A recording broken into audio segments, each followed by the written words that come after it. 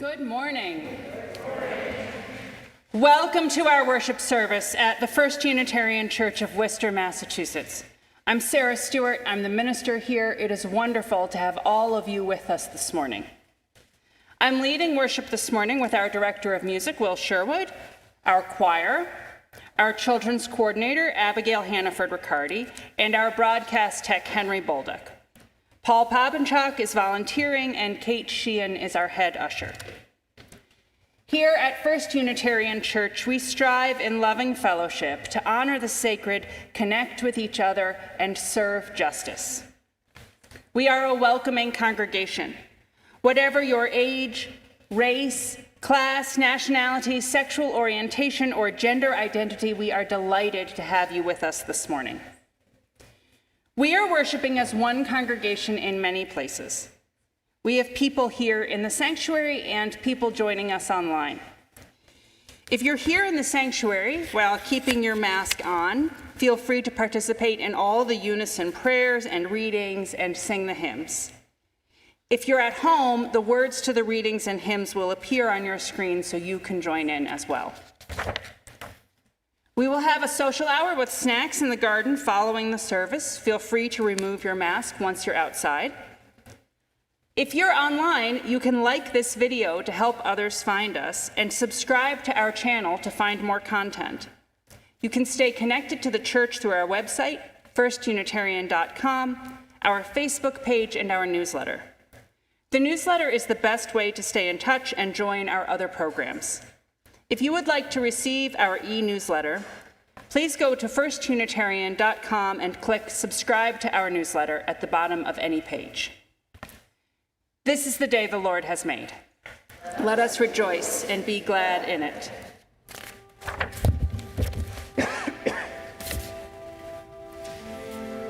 We turn to the source of our being to ask for what sustains us during this pandemic.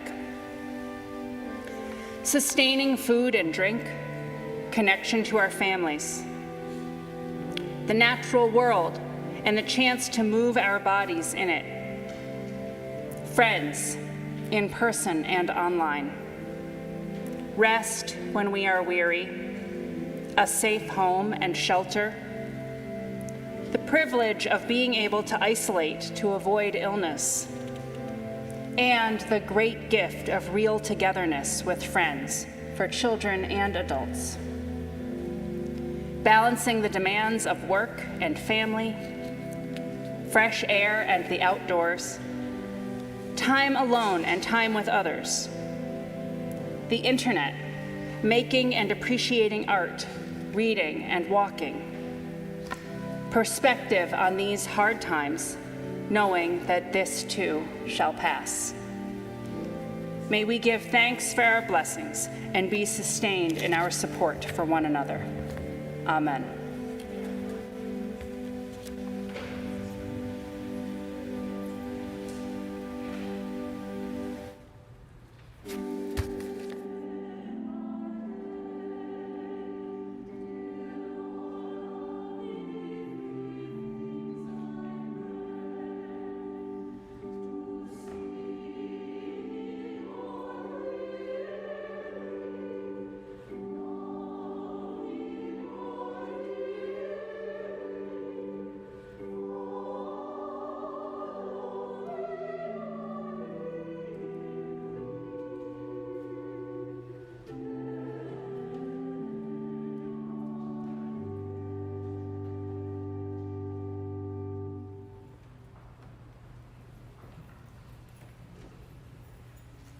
Abby and James Hannaford-Riccardi will light our chalice.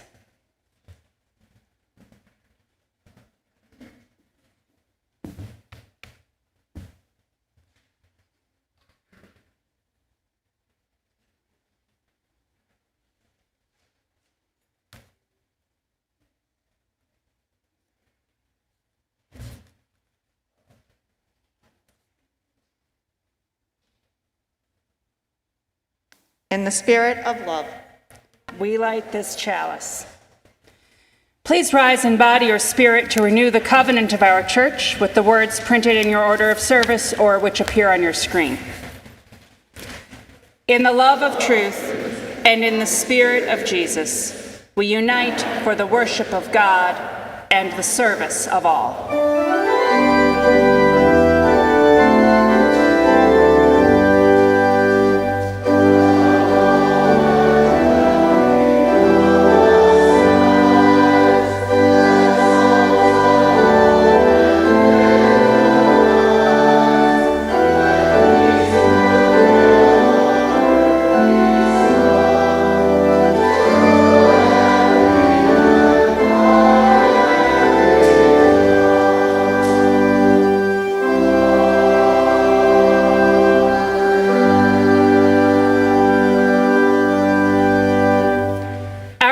Hymn is number 126 in your gray hymnal, Come Thou Fount of Every Blessing.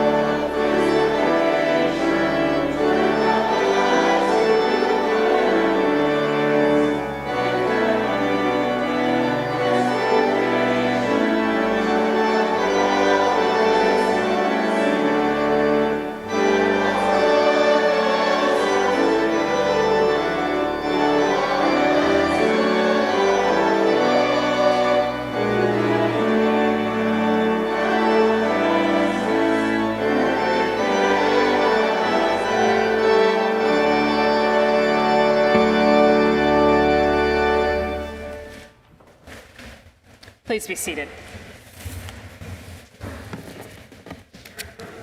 This year in our worship services, we will have a tale of the day, sharing ancient stories from the world's traditions to help share the values of Unitarian Universalism.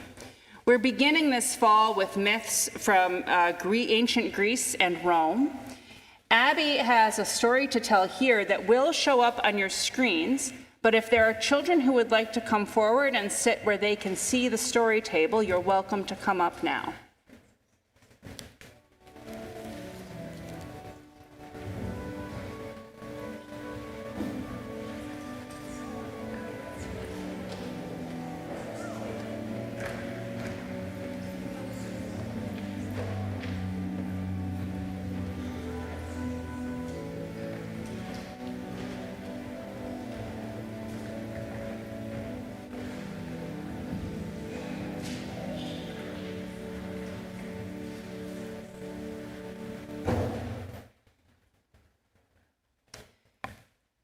Demeter, the goddess of the harvest, had a beautiful daughter named Persephone, who loved sunshine and springtime and flowers. Because they loved the earth and all its beauty, Demeter and Persephone spent more time on earth than they did on Mount Olympus, where the other gods lived. One day, as Persephone was picking flowers, there was a deafening crack. The earth split open, and out came a golden chariot pulled by black horses and driven by a stern-faced man in black armor. It was Hades, god of the underworld. Hades had seen Persephone wandering the earth and had fallen in love with her. He grabbed her and took her back to the underworld to be his bride. He was wrong to do this because he did not stop to ask if this was what Persephone wanted. They flew over the river Styx, where Charon the boatman was ferrying souls to the underworld. And they passed Cerberus, the great three-headed dog who guarded the gates so that no one could escape. Persephone was terrified. Beautiful Persephone became queen of the underworld, but she was not happy. She neither ate nor drank as she pined for flowers and sunshine and her mother. Demeter searched for Persephone everywhere, wandering the earth and calling her name. Her grief was so heavy that the plants withered and the ground became cold and barren. Soon, humanity was starving as famine swept the earth.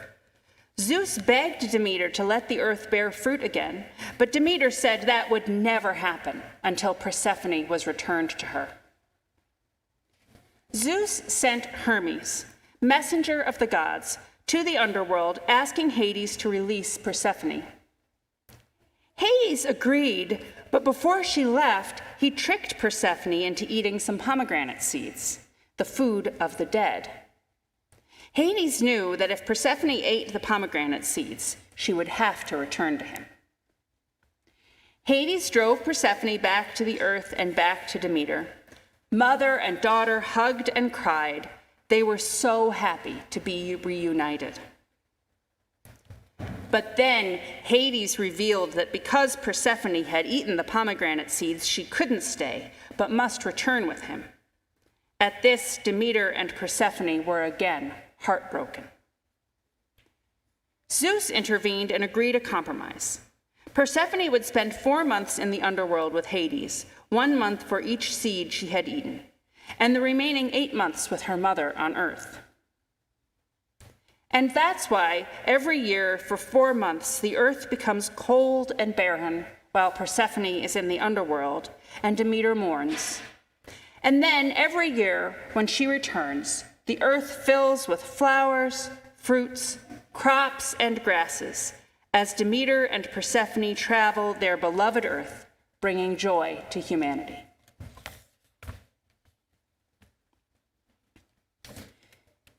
This morning, our faith development program for children is beginning in the upstairs of the church. It is called Camp Athena. It's a place where children come together in the Agora, which some of you know as Unity Hall, to discuss the story of the day and then split up for activities. In a minute, I'll invite the children to follow Abby through this door to go to Camp Athena. The children will have a snack socially distanced upstairs during the beginning of coffee hour. Parents should pick up their children by noon, and that's also the time to pick up kids from the nursery downstairs. Let's sing our children out with Go Now in Peace.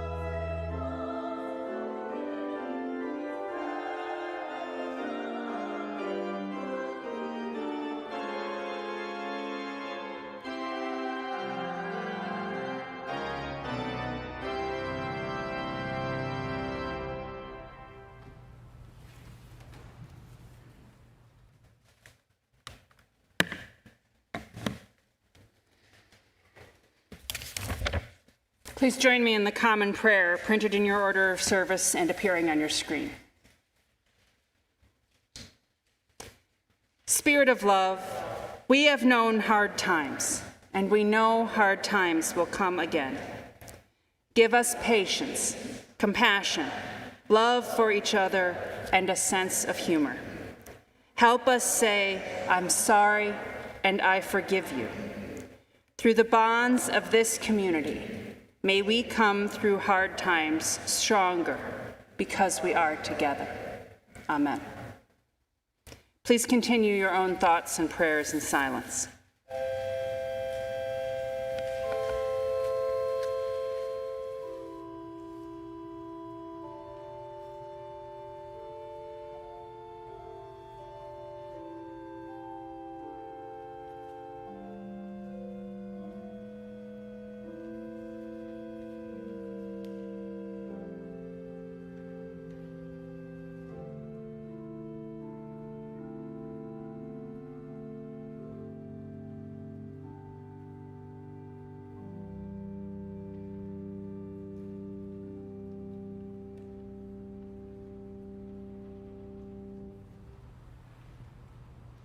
In this time of prayer and meditation, we share the joys and sorrows of our church with one another.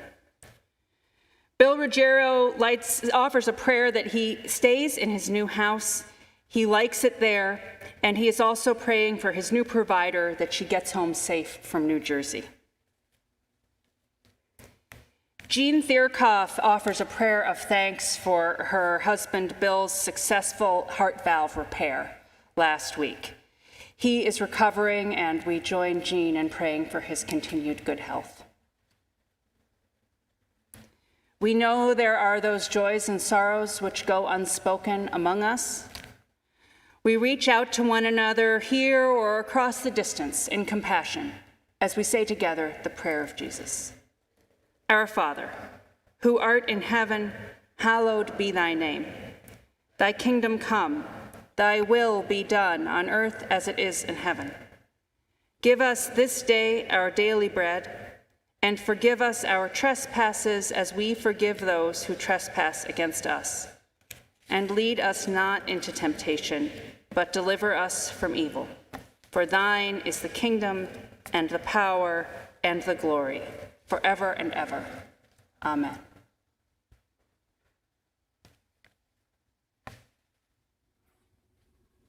Hi, my name is Julia Hart, and I am a member of the Stewardship Committee this year. And I wanted to let you know why I decided to pledge. This church has truly shaped me as a person. I started coming here around 1994 with my grandparents, Dave and Fran Nace, and I've spent my entire childhood and adolescence learning and growing in such a unique and nurturing community. And this continues to influence everything I do each day and has given me such a deep-rooted sense of security. Being a Unitarian Universalist is something that I consider central to who I am. I'm so proud of this faith and what it stands for. The connections that I have made here have had a profound and positive impact in my life. I've met people who have inspired me and allowed me to feel loved and valuable and supported in my spiritual journey. I have made lifelong friends from a multitude of generations, and their love and support encourages me to hope for the best even in the darkest of times. I am so grateful for this wonderful home that I decided to double my pledge from last year, because I know that hope truly does grow here, and I want to do everything I can to help sustain that. And that's what this church means to me. And I hope to see you all this year on Sundays back in the pews. Sorry I couldn't be there in person this time. And I hope all of you all are healthy and well. And just remember, hope grows here. Thank you.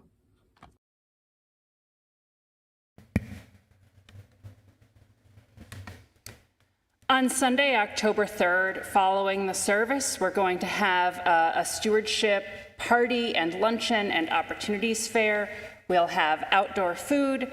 We'll have fun games and activities for adults and children, opportunities to find out ways to become involved at the church, and opportunities to give to support our mission for the coming year. So I hope I'll see you all on Sunday, October 3rd.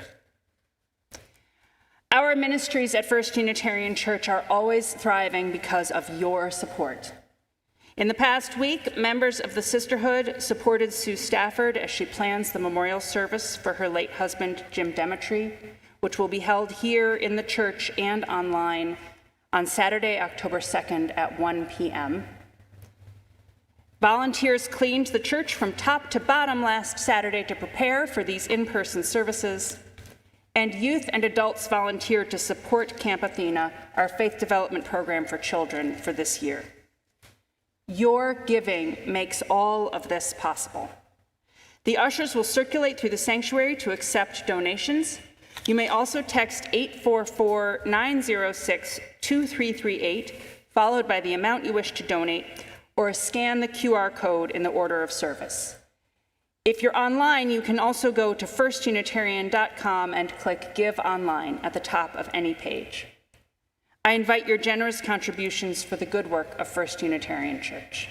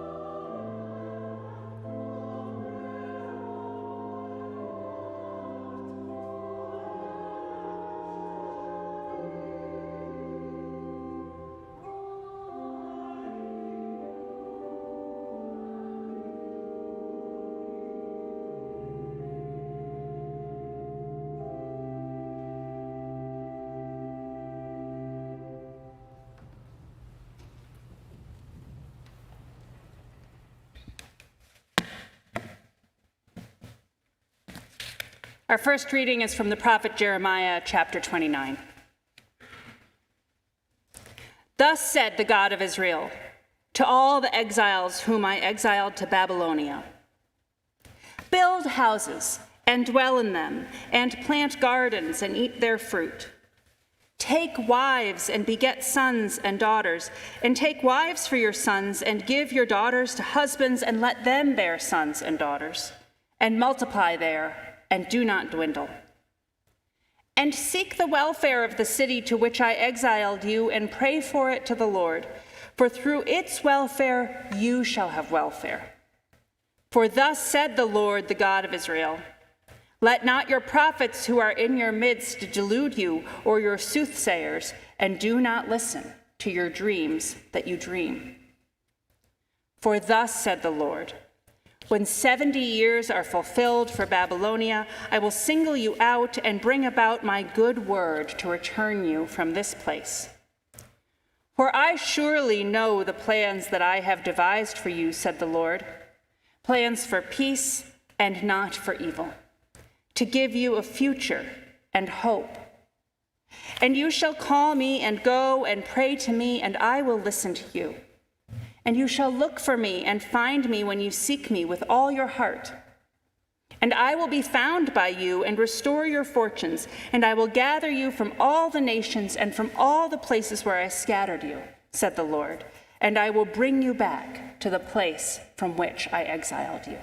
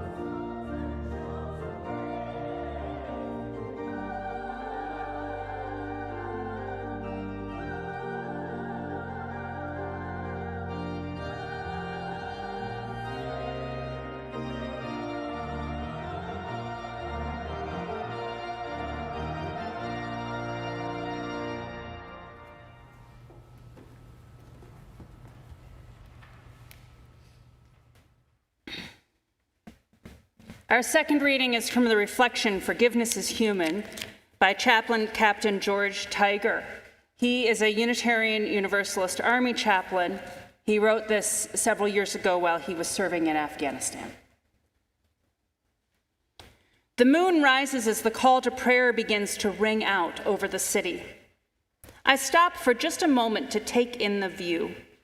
The end of our deployment is finally in sight.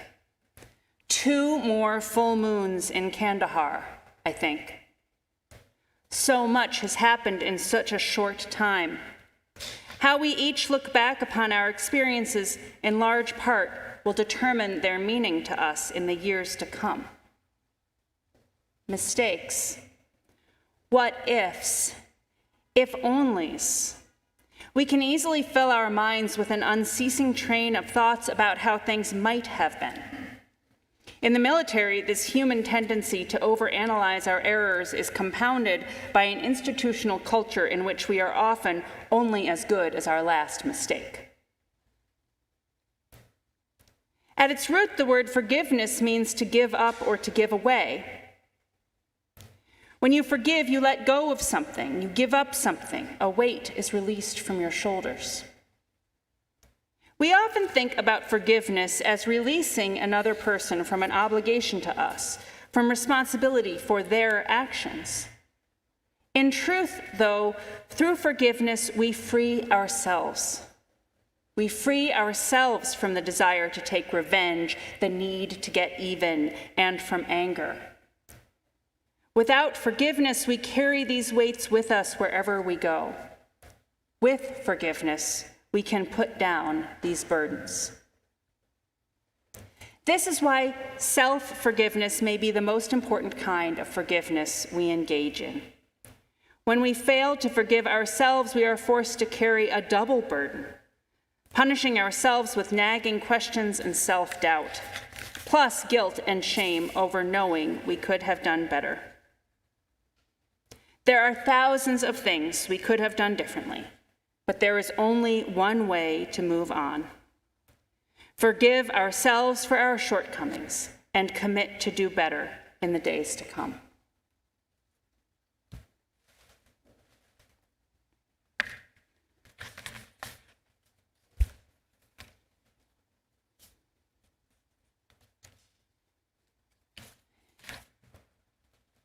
When you read the stories of the exile to Babylon from Jerusalem, people taken from their beloved, sacred home and made to live in a foreign land, it's easy to think that all the troubles happened during those 70 years of exile. That is where the people sat down and wept. And that when they were returned to Jerusalem, everything was good again. It would be tidy to say that the bad times were in Babylon and the good times were back home in Jerusalem. But it turned out that even after the exiles returned to Jerusalem, their troubles had only begun. Some of them had made Babylon their home, had stayed in a foreign land, had in fact spread out throughout the Middle East to create the beginnings of the Jewish diaspora.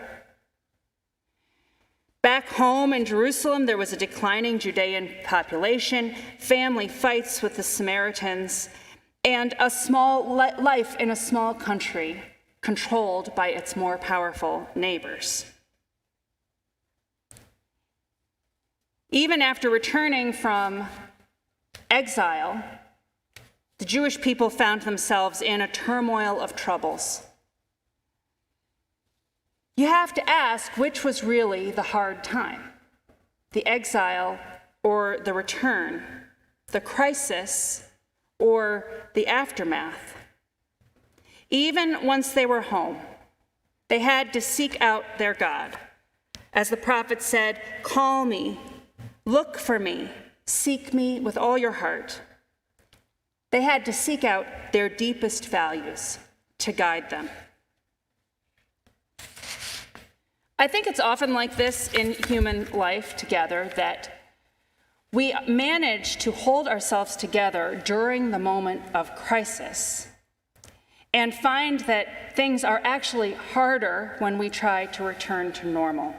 And I'm thinking about this right now as our society and our church slowly begins to return to normal after 18 months of acute crisis in the pandemic. We're certainly not out of the woods with this pandemic, but more and more things about ordinary life, including gathering here as a church community, are possible in a way that they were not possible last year.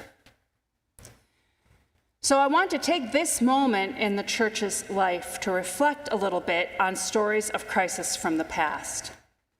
Minister and organizational consultant Susan Beaumont distinguishes between good and bad stories about a church's past. Good or bad has nothing to do with whether the story is a comedy or a tragedy, or even whether it describes a hard time or a good time in the life of the church. It's about what the story does for the people who hear it. A bad story conceals the truth, leaves the hearer worse off for having heard it. Even if it tells something true about the church, it is told in such a way as to sow division or perpetuate hurt. A good story, on the other hand, is true, but it's told in such a way that the listener is better for having heard it. It clarifies and opens up new possibilities. It would be a bad story to say that all of Israel's problems were over when the Babylonian exile ended. It is a good story to remember their hardships and how they overcame them. So it is with this guidance that I turn to the story of the fire that the church experienced in the year 2000 and what has become known as the cross and the star controversy which followed. This is a hard story, but it is a good story. Because by looking back to a moment of crisis and return in the life of the church, we can better know how to make our way through the crisis of the pandemic and our slow return out of it. In the year 2000, First Unitarian Church suffered a fire. Workers had been installing copper on the front of the roof, and the metal got too hot and ignited the wood around it. Passers-by saw the flames licking out of the roof and called the fire department. Fortunately, no one was in the building at the time. It was a Saturday. Staff came from their homes and stood on the sidewalk in tears, watching the roof burn. The fire department arrived promptly and put out the fire, pouring gallons of water through the roof. The water poured into the organ, into the sanctuary, and flooded the Sunday school rooms in the basement. All the religious education materials were lost. Volunteers carried those organ pipes out through the front doors of the church to try to save them and dry them out in time. As the water dried, the floor of the sanctuary buckled, the pews were ruined. In one terrible day, the church was turned out of its beloved and beautiful home. The congregation was left with its grief and faced with a long road to walk back to wholeness and health.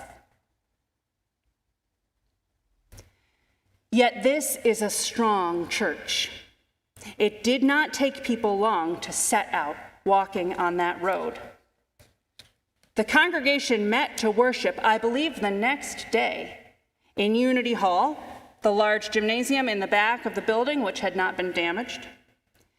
It became their temporary sanctuary, your temporary sanctuary, for over a year. Negotiations with the insurance company began. Sunday school classes met in the dining room. The congregation raised over $1 million in addition to the insurance payout, which allowed the church to install an elevator and make most of the building wheelchair accessible.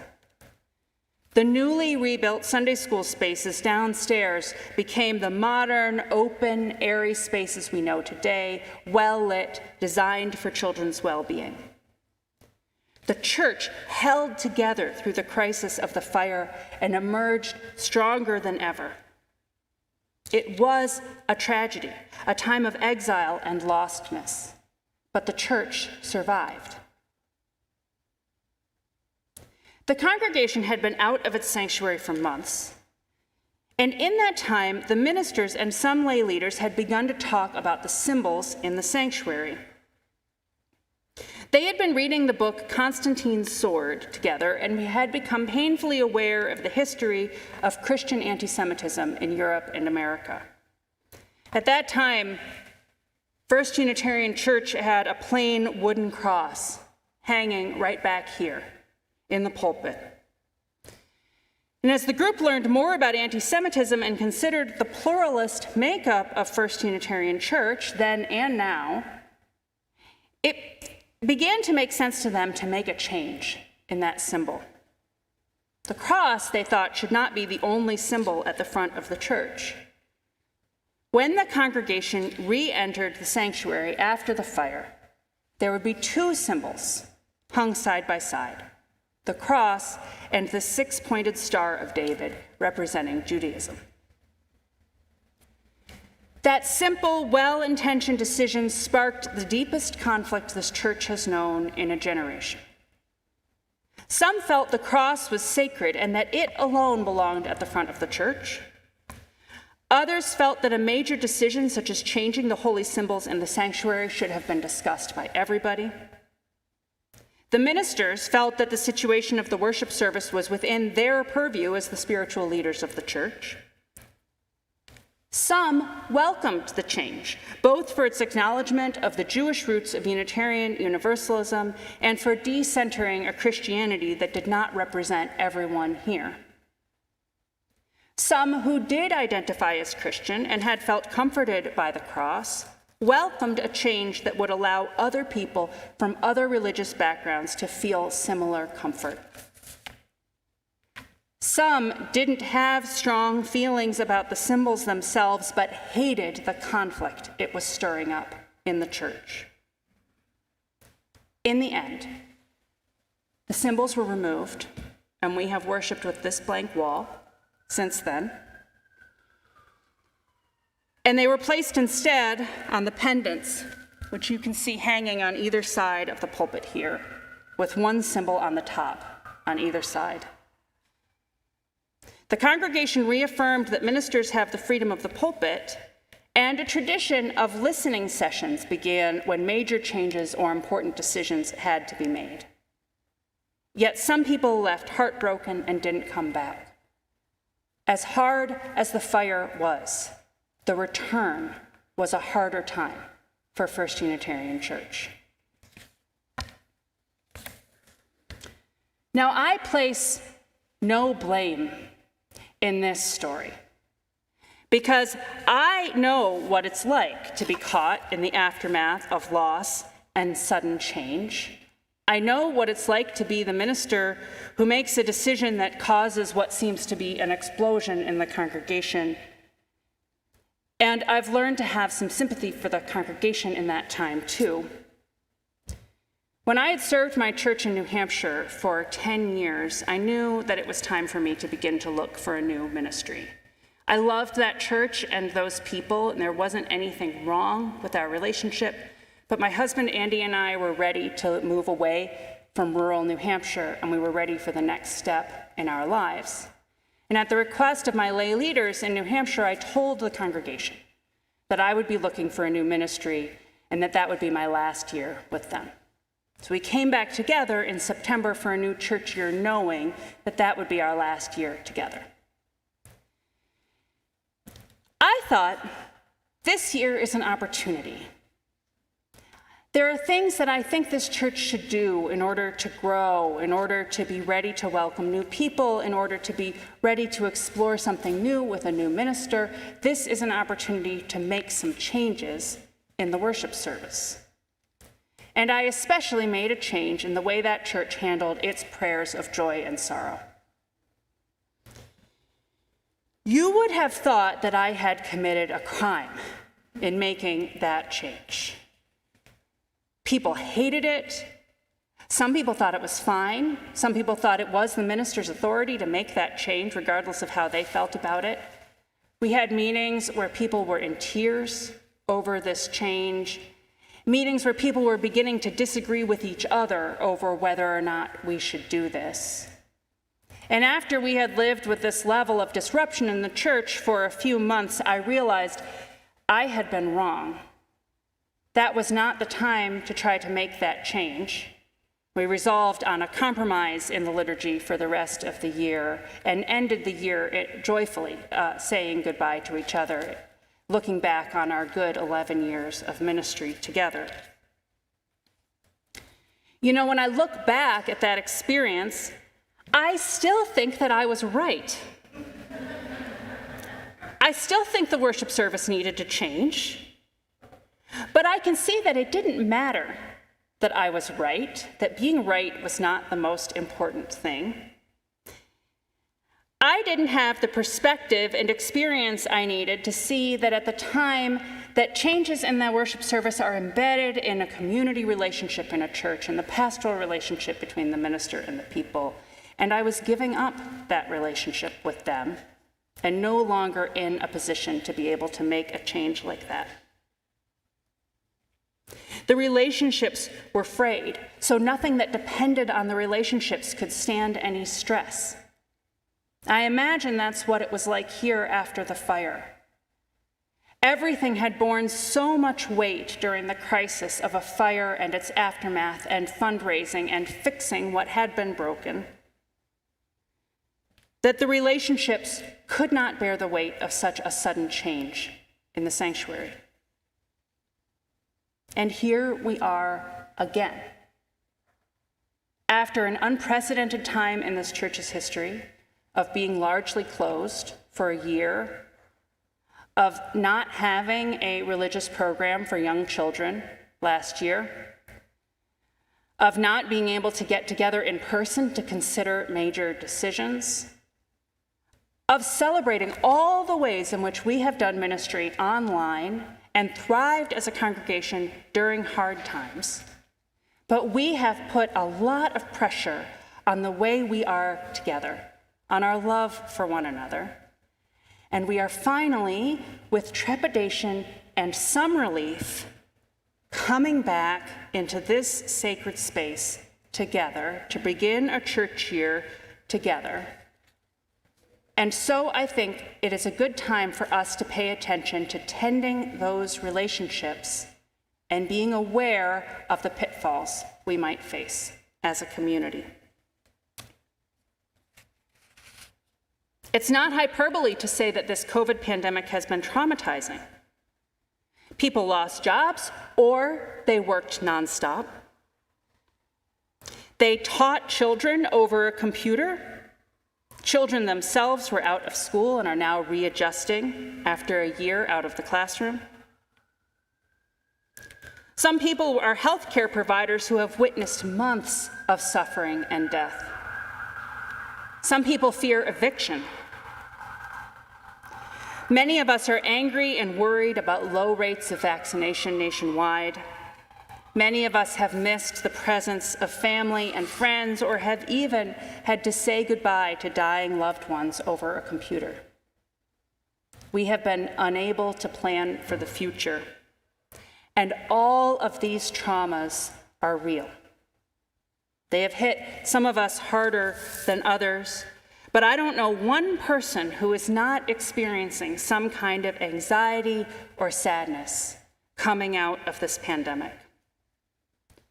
During the hardest months, when we couldn't be with those we love or didn't know if the next paycheck was coming or didn't know if we would be able to make our rent or what would become of our children out of school, it was even a kind of grief.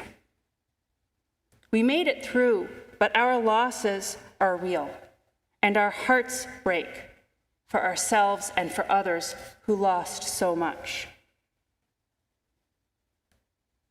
When we feel this way as human beings, tired and lonely and experiencing loss, we can be tempted to think we are alone.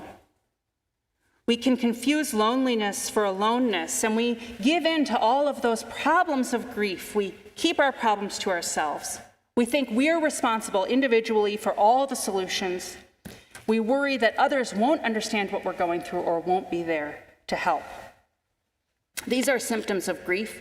They're symptoms of coping with trauma. And if we come back into this church community giving in to those temptations, we will fray the relationships of love that hold us together. This could be a tender time. We should be alert to the disagreements that might come up over money, over memory, over change, over leadership. You know, I only preach what I myself need to hear. So we should look for signs of reactivity in ourselves and listen for the voice of our deepest values over the clamor of our own certainty.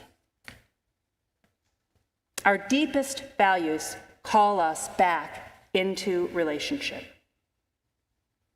So I invite you to take away 3 values to use here in this church or in other communities. In this time when we're all thinking about vaccinations, think of these 3 values as an inoculation against divisive conflict. And they are: over-communicate, over-listen, and risk trust. Over-communicate. Don't assume that someone knows what you know. Speak up. Say it out loud even if you don't think you need to. Over-listen. Probe deeper. Ask questions. Reaffirm relationships. See if you understand the other person. And risk trust. You don't have to do everything yourself. Ask for what you need. Someone else's idea might be right. Try it on for size. Over-communicate, over-listen, and risk trust. So I hope you remember those 3 things. But I don't want to leave you with advice. I want to leave you with a prayer. This week marked the high holy days of Judaism. Thursday was Yom Kippur, the Day of Atonement. On this day, Jewish people seek forgiveness from each other, give forgiveness, and recommit to their values for the coming year. Yet the prayer said at Yom Kippur, the Kol Nidre, at a service in a synagogue, it's not about amends in the past. It asks God for pre-forgiveness for mistakes that people are certain to make in the future. We too pray for that grace. Holy One who holds the book of life, forgive us the mistakes we will make. Forgive us our rough edges, our big feelings, and our tender places. Remind us that all people are your beloved, even us, even the person who disagrees with us.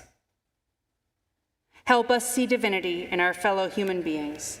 Connect us to our deepest values, and help us know that love is stronger than any argument. Our prayer is ended. I love you all. Amen. Our closing hymn is number 219 in your gray hymnal, O Hear My People.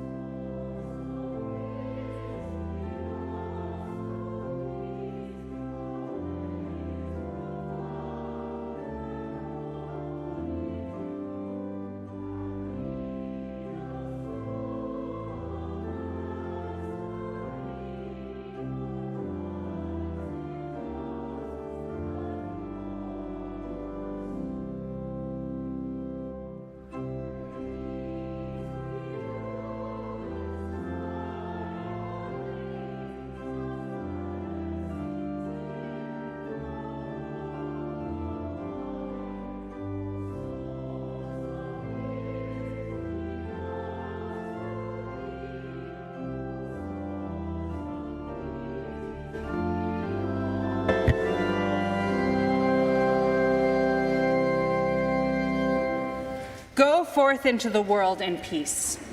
Be of good courage. Hold fast that which is good. Render to no one evil for evil.